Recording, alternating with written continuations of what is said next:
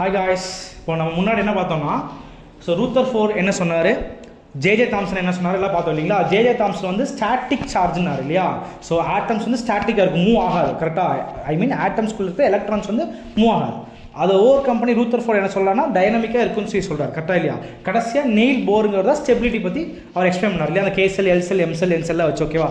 இப்போ என்ன பண்ணுறோம்னு பார்த்தீங்கன்னா கெய்கர் அண்ட் மார்சன் ஓகேவா அப்படிங்கிற scientist did remarkable explain based on the advice of the teacher Rutherford. இப்போ ரூத்தர் ஃபோர்ட் என்ன பண்ணார், ஆக்சுவலி ரூத்தர் ஃபோர்ட் வந்து எலக்ட்ரான்ஸ் வந்து மூவ் ஆகும்னு சொல்லி சொன்னார் கரெக்டாக இல்லையா. அப்போ அந்த மூவ்மெண்ட்டை வச்சு இவங்க என்ன பண்ணுறாங்கன்னா ஒரு scattering of alpha particles by gold foil அப்படிங்கிற ஒரு எக்ஸ்பிளைன் பண்ணுறாங்க. ஸ்கேட்டரிங் ஆஃப் ஆல்ஃபா பார்ட்டிகல்ஸ், ஒரு ஆல்ஃபா பார்ட்டிகல்ஸை எஜெக்ட் பண்ணி ஒரு கோல்ட் ஃபாயில் மேலே அதை அலோவ் பண்ணுறாங்க சரிங்களா. அப்போ போய் பட்டோன்னா அங்கே என்ன நடக்குது அப்படிங்கிறத இந்த எக்ஸ்பெரிமெண்ட்டாக பார்க்குறாங்க. ஓகே, ஸோ ஃபர்ஸ்ட் நீங்கள் பாருங்கள். இப்போ அவங்க எக்ஸ்பெக்ட் பண்ணது ஆக்சுவலி என்ன சொன்னாங்க, ஆக்சுவலி ரூத்தர் ஃபோர்ட் என்ன பண்ணாருன்னா எலக்ட்ரான்ஸ் வந்து அங்கே எங்கேயும் சுற்றிட்டு இருக்குன்னு சொன்னார் கரெக்டாக இல்லையா. ஸோ ஒரு நியூக்ளியஸ் நடுவில் இருக்கும், எலக்ட்ரான்ஸ் இருக்கும். ஸோ ஸ்டாட்டிக்காக இருக்கலாம், அதை மூவபிளாக இருக்கலாம் ஓகேவா. ஸோ அப்போ இவங்க என்ன எக்ஸ்பெக்ட் பண்ணாங்கன்னா இப்போ ஆல்ஃபா பார்ட்டிகல்ஸை வந்து நம்ம இப்படி அலோவ் பண்ணும்போது ஸோ இது அப்படியே ஸ்ட்ரெயிட்டாக போதும். இப்போ எலக்ட்ரான்ஸ் அங்கே இங்கே அப்படியே இருக்குது இங்கே. ஸோ அப்போ என்ன ஆகுனா இது அப்படியே ஸ்ட்ரெயிட்டாக பாஸ் ஆகி இந்த பக்கம் வந்துருன்னு சொல்லி தான் அவங்க என்ன பண்ணாங்க எக்ஸ்பெக்ட் பண்ணாங்க. ஆனால் இந்த எக்ஸ்பெரிமெண்ட் முடிஞ்சதுக்கப்புறம் ரிசல்ட் என்ன கிடச்சிச்சுன்னு பார்த்தீங்கன்னா ஸோ இப்போது இங்கே ஆல்ஃபா பார்ட்டிகல்ஸ் எல்லாம் அப்படியே பாஸ் ஆகி வந்துட்டு இருக்கு. பட் ஆனால் சில இடத்துல மட்டும் என்ன ஆகுதுன்னா பட்டு அந்த ஆல்ஃபா பார்ட்டிகல்ஸ் திருப்பி டிஃப்ளெக்ட் ஆயிடுச்சு அப்படின்னு சொல்லி வருது ஓகேவா. ஸோ அப்போ இது என்னென்ன பண்ணுறாங்க, ஸோ இந்த எக்ஸ்பெரிமெண்ட்டில் என்னென்ன பண்ண போகிறோம், என்ன கண்டுபிடிச்சாங்கிறது இந்த டாபிக்ல பார்ப்போம் சரிங்களா. ஃபர்ஸ்ட் இப்போது நெக்ஸ்ட் பார்த்தீங்கன்னா ஸோ இதை வந்து நம்ம எக்ஸ்பெரிமெண்ட் செட்டப் சரிங்களா. இது ஒரு let box okay, let box. இந்த லெட் பாக்ஸில் பார்த்தீங்கன்னா ஒரு பொலோனியம் அப்படிங்கிறது வந்து ஆல்ஃபா பார்ட்டிகல்ஸ் நம்ம எஜெக்ட் பண்ணுவோம் சரிங்களா. ஸோ அப்போ அந்த எஜெக்ட் பண்ணும்போது என்ன ஆகும்னா இது ஒரு பின் ஹோல் வழியாக இந்த பீம்ஸ் வந்து அப்படியே ட்ராவல் ஆகி போகும். ஒரு கோல்ட் ஃபாயில் இருக்கும், அந்த கோல்ட் ஃபாயில் டச் ஆகும். இதெல்லாம் மூவபிள் ஸ்க்ரீன்ஸ். இது ஃபுல்லாக ஜிங்க் சல்ஃபைடாக என்ன பண்ணியிருப்பாங்க, கோட் பண்ணியிருப்பாங்க. எதுக்காக ஜிங்க் சல்ஃபைடு யூஸ் பண்ணுறாங்கன்னா இந்த நம்ம ரேஸ் இப்படி ட்ராவல் ஆகுதுங்களா, இது கோல்ட் ஃபைலில் படுமா, கோல்ட் ஃபைலில் பட்டு என்ன ஆகும் இங்கே. ஸோ இந்த கோல்ட் ஃபைலுக்குள்ள ஆக்சுவலி என்ன தான் இருக்கும், இந்த கோல்ட் ஃபைலில் என்ன இருக்குன்னு பார்த்தீங்கன்னா இந்த மாதிரி நிறைய ஆட்டம்ஸ் இருக்கும்னு சொல்லி சொல்கிறாங்க சரிங்களா. இது ஒரு ஆட்டம்னு வச்சுக்கோங்களேன். இதுக்குள்ளே இருக்கிறது இது ஒரு நியூக்ளியஸ் ஓகேவா. சுற்றி எலக்ட்ரான்ஸ் இருக்குமாங்க ஃபுல்லாமே இல்லைனா இது ஃபுல்லாக எலக்ட்ரான்ஸாக வச்சுக்கிட்டிங்கன்னா இது ஃபுல்லாக ஒரு ஆட்டம்ஸ் சொல்லிக்கலாம் ஓகேவா. ஆனால் இங்கே என்னன்னா இது மட்டும் ஒரு ஆட்டம் சரிங்களா. இது ஃபுல்லாக ஒரு ஆட்டம், இது வந்து ஒரு நியூக்ளியஸ் கிளியரா. ஸோ இப்போ ஆல்ஃபா பார்ட்டிகல்ஸ் நீங்கள் எஜெக்ட் பண்ணுறீங்களா, இந்த ஆல்ஃபா பார்ட்டிகல் ஸ்ட்ரெயிட்டாக இங்கே போய் படுதா. ஸோ இங்கே பாருங்க இந்த ஆல்ஃபா பார்ட்டிகல் ஸ்ட்ரெயிட்டாக வருதா. சில ஆல்ஃபா பார்ட்டிகல்ஸ் என்னது அப்படியே வந்து பாஸ் ஆகி இந்த அவுட்டர் சைடு வந்துது, ஸ்ட்ரெயிட்டாக வந்து பட்டு இந்த பக்கம் வந்து இங்கே வந்து டச் ஆகும் ஒரு ஸ்கின்டிலேஷன். ஸ்கின்டிலேஷன்னா ஒரு பிரைட் கலர் கிடைக்கும் சரிங்களா. ஸோ இந்த பிரைட் கலர் ஸ்பாட் அதான் சொல்கிறேன் மூவபிள் ஃப்ளோரசன்ட் ஸ்க்ரீனில் இங்கே வர ஆல்ஃபா பார்ட்டிகல் கோல்ட் ஃபைலில் பட்டு ஸ்கின்டில் ஆகுதுங்கிறாங்க சரிங்களா. இப்போது இது என்னன்னா எதுவுமே டிவியேட் ஆகல, ஸ்ட்ரெயிட்டாக வந்துச்சு. சில ஆல்ஃபா பார்ட்டிகல்ஸ் என்ன ஆகுதுன்னா ஸோ போய் பட்டு லைட்டாக டிவியேட் ஆகுது கரெக்டாக. இங்கே பாருங்கள் இந்த ஆல்ஃபா பார்ட்டிகல்ஸ் பட்டு ஸ்ட்ரெயிட்டாக வந்துடுது, இந்த ஆல்ஃபா பார்ட்டிகல் பாருங்கள் பட்டு லைட்டாக டிவியேஷன் இருக்குதா. ஸோ அப்போ சிலது வந்து அப்படியே மூவ் ஆகி போயிடுது, சில ஆல்ஃபா பார்ட்டிகல்ஸ் என்ன ஆகுது ஸ்ட்ரெயிட்டாக டிவியேட் ஆகுது. சில ஆல்ஃபா பார்ட்டிகல்ஸ் மட்டும் பார்த்தீங்கன்னா கம்ப்ளீட்டாக டிவியேட் ஆகுது இல்லைங்களா. ஸோ அப்போ இந்த எக்ஸ்பெரிமெண்ட் பண்ணங்காட்டிக்கு நம்மளுக்கு 3 விதமான ரிசல்ட்ஸ் கிடச்சிருக்கு. என்னென்ன ரிசல்ட்ஸ் பார்த்தீங்கன்னா ஃபர்ஸ்ட் வந்து பார்த்தீங்கன்னா இந்த டிரான்ஸ்மிட்டட் பீம், நம்ம இந்த பீமை டிரான்ஸ்மிட் பண்ணுறோம் இல்லையா ஆல்ஃபா பார்ட்டிகல்ஸை, இந்த ஆல்ஃபா பார்ட்டிகல்ஸ் பார்த்தீங்கன்னா கம்ப்ளீட்டாக ஃபுல்லாக டிஃப்ளெக்ட் ஆகுது. சில ஆல்ஃபா பார்ட்டிகல்ஸ் பார்த்தீங்கன்னா லைட்டாக டிவைட் ஆகுது, சில ஆல்ஃபா பார்ட்டிகல்ஸ் அப்படியே பாஸ் த்ரூ ஆகுது. ஸோ இந்த 3 ரிசல்ட்டில் வந்து இவங்க என்ன சொல்ல வராங்கன்னா இப்போ வந்து ஃபஸ்ட் எடுத்து ஆக்சுவலி வந்து இந்த நம்ம ஸ்ட்ரெயிட் லைன் போயிட்டு இருந்துச்சா, இப்போ ஆல்ஃபா பார்ட்டிகல்ஸ் எஜெக்ட் ஆயிடுச்சு, கோல்ட் ஃபைலில் பட்டுருச்சு, கோல்ட் ஃபைலில் பட்டு ஸ்ட்ரெயிட்டாக டிவியேஷன் ஆகலாம் ஸ்ட்ரெயிட்டாக போயிட்டு இருக்கா, அது வந்து 0 டிகிரின்னு சொல்லி சொல்கிறாங்க வச்சுக்கோங்களேன். அப்போ 0 டிகிரியில் பாருங்கள் எவ்வளோ எலிமெண்ட்ஸ் இருக்குது, நிறைய மேக்ஸிமம் நம்பர் ஆஃப் எலிமெண்ட்ஸ் வந்து டிவைட் ஆகும் ஸ்ட்ரெயிட்டாக போயிடுது கரெக்டாக.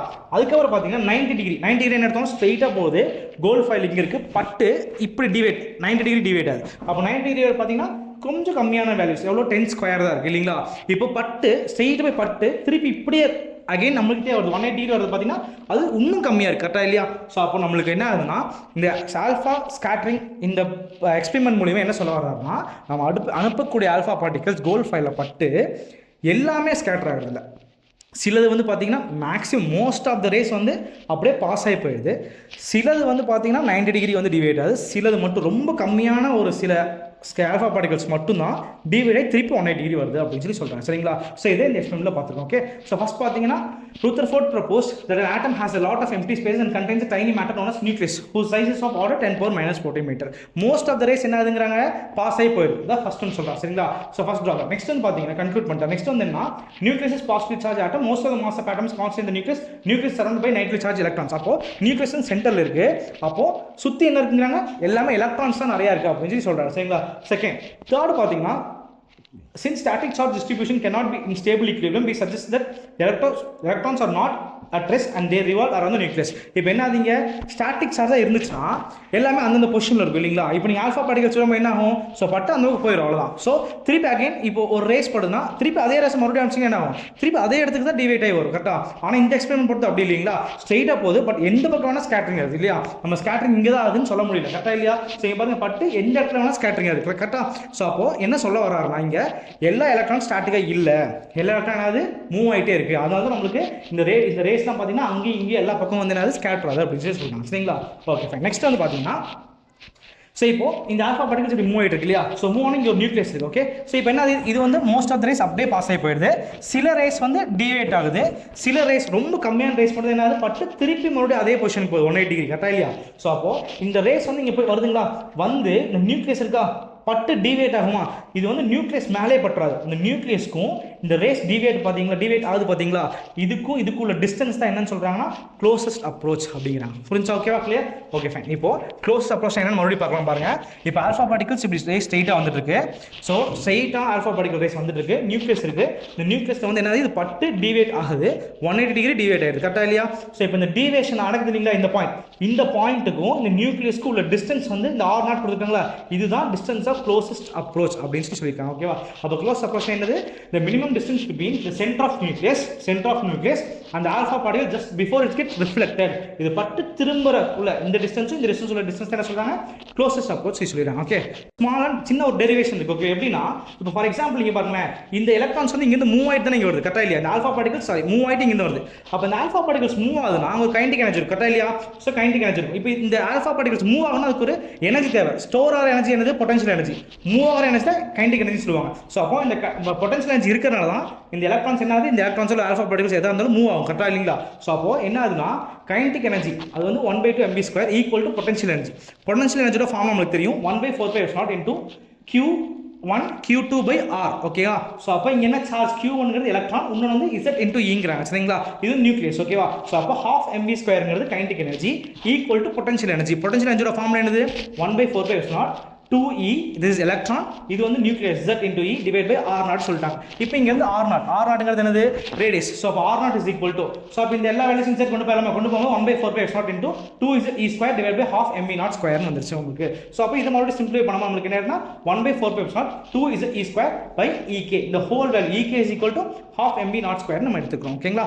ஸோ இப்போ என்ன சொல்றாங்க, so this is used to estimate the size of the nucleus. அப்போ நியூக்ளியஸ் வந்து இந்த ரேடியஸ் கால்குலேட் பண்ணி இதோட சைஸ் வந்து எவ்வளவு பெருசு இருக்கும் எவ்வளவு சின்னதா இருக்கும், ஸோ இந்த சைஸ் பெருசா இருக்கறனால என்னென்ன சேஞ்சஸ் நடக்குது அதை வந்து இந்த எக்ஸ்பெரிமெண்ட்ல பார்த்துக்கோன்னு சொல்லி சொல்றாங்க. Further, Rutherford calculated the radius of the nucleus for different nuclei and found it ranges from 10⁻⁻14 to -15. இந்த ரேடியஸ் கண்டுபிடிக்கிறதுக்கு நம்மளுக்கு இது தெரிஞ்ச வேல்யூஸ் நீங்க சப்ஸ்டிட்யூட் பண்ணீங்கன்னா ரேடியஸோட வேல்யூ வந்து 10⁻⁻14 ல -15 வரைக்கும் வேரி ஆகும்னு சொல்லி சொல்றாங்க சரிங்களா. ஓகே இத closest approach and radius of nucleus கண்டுபிடிச்சோம். Next impact parameter. இந்த இம்பாக்ட் பாராமீட்டர் என்னன்னா இங்க பாத்தீங்கன்னா பெர்பெண்டிகுலர் டிஸ்டன்ஸ், இந்த பெர்பெண்டிகுலர் டிஸ்டன்ஸ் நியூக்ளியஸ் இங்க இருக்கு, இதோட பெர்பெண்டிகுலர் டிஸ்டன்ஸ் இங்க இருக்கு ஓகேவா. ஆல்ஃபா பார்ட்டிகல்ஸ் வந்து ரொம்ப லார்ஜஸ்ட் டிஸ்டன்ஸ்ல இருந்து ஒரு டிராவல் இப்படி போகுது ஓகேங்களா. ஸோ அப்போ இந்த ஆல்ஃபா பார்ட்டிகல்ஸ் டிராவல் பண்ற டிஸ்டன்ஸ் அண்ட் இந்த நியூக்ளியஸோட பெர்பெண்டிகுலர் டிஸ்டன்ஸ், இதோட டிஸ்டன்ஸ் தான் இம்பாக்ட் பாராமீட்டர்னு சொல்லுவாங்க.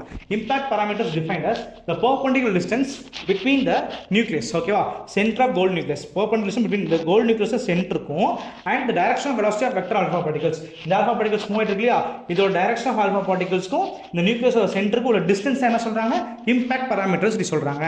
அப்போ நீங்க என்ன அது நம்மளுக்கு இந்த வேல்யூ இருக்கு இல்லையா, இது மேல போக போக இந்த டிஸ்டன்ஸ் வேரி ஆயிட்டே இருக்கும் சரிங்களா. அப்போ இந்த b இந்த லென்த் இருக்கு இல்லையா, இந்த லென்த் வந்து b ன்னு சொல்றாங்க. இது b is proportional to cot θ/2 ன்னு எடுத்துக்கலாம் சரிங்களா. இந்த ஆங்கிள் எது, இந்த ஸ்கேட்டரிங் ஆங்கிள். இப்போ ஸ்கேட்டர் இப்படி போகுது பாத்தீங்கன்னா டிவைட் ஆகுதுல இந்த angle. So b is proportional to cot θ/2. So அப்ப b is equal to proportional எடுத்தா நம்ம proportionality கான்ஸ்டன்ட் வந்துருமா, அப்போ proportional k வந்துருச்சு, k cot θ/2 ன்னு எடுத்துக்கலாங்க ஓகேவா. k ஓட வேல்யூ நமக்கு என்ன தெரியும், 1/4πε0 2Z² by mv² தெரியும். சோ இந்த வேல்யூஸ் சப்ஸ்டிட்யூட் பண்ணாம நமக்கு என்ன கிடைக்குது, சோ ஸ்கேட்டரிங் ஆங்கிள் கிடைச்சதுன்னு சொல்லி சொல்றாங்க ஓகேவா.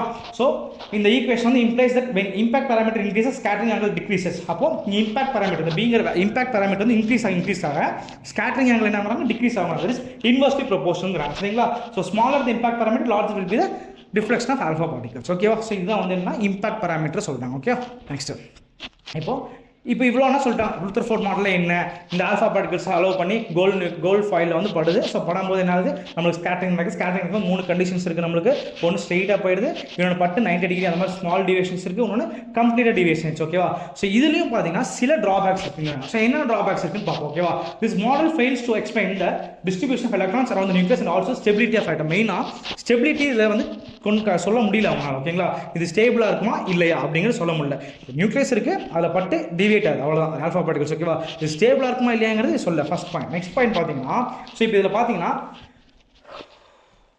So according to classical electrodynamics any accelerated charge emits electromagnetic radiation due to emission of radiation loses its energy. இப்போ என்ன சொல்ல வரேன்னா, ஃபார் எக்ஸாம்பிள் நீங்கள் பாருங்க, ஸோ இந்த மாதிரி ஆர்பிட் இருக்குன்னு வச்சுக்கோங்களேன். இந்த ஆர்பிட்ல என்ன ஆகும், எலக்ட்ரான்ஸ் வந்து மூவ் ஆகிட்டு இருக்கு இல்லையா? இந்த ஆர்பிட்ஸில் இது வந்து நியூக்ளியஸ், இங்கே எலக்ட்ரான்ஸ் இப்படி மூவ் ஆகிட்டு இருக்குமா?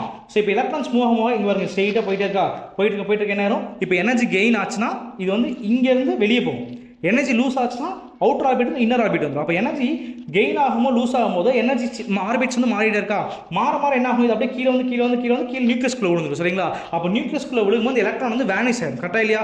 அதே மாதிரி ரொம்ப தூரத்துக்கு போகும்போது, இங்கேருந்து ரொம்ப தூரம் தள்ளி போகும்போது அங்கே கைனடிக் எனர்ஜி வேனிஷ் ஆயிரும், பொட்டன்ஷியல் எனர்ஜி வேனிஷ் ஆயிரும், அப்போ எலக்ட்ரானும் வேனிஷ் ஆயிரும். ஸோ அப்போ இந்த எலக்ட்ரானோட ஸ்டெபிலிட்டி பற்றி இங்கே படிக்க முடியாது அப்படின்னு சொல்லி சொல்கிறாங்க. சரிங்களா? ஸோ அப்போ emission of radiation must be continuous. அதே மாதிரி இங்கே இந்த எலக்ட்ரான் பார்த்தீங்கன்னா அப்படி மூவ் ஆகிட்டு போயிட்டே இருக்கும். ரேடியேஷன் எமிட் பண்ணி கடைசி நியூக்ளியஸ்குள்ள போயிடும் இல்லைங்களா? அப்போ இது ரேடியேஷன் எமிட் பண்ணிட்டே இருக்கறனால இது கண்டினியூஸ் ரேடியேஷன் சொல்லி அப்சர்வ் பண்ணிருக்காங்க. பட் ஆனால் நம்மளுக்கு எக்ஸ்பிளைன் பண்ணதுக்கப்புறம் கிடைச்ச வேல்யூ பார்த்தீங்கன்னா லைன் ஸ்பெக்ட்ரமாக இருந்துச்சு.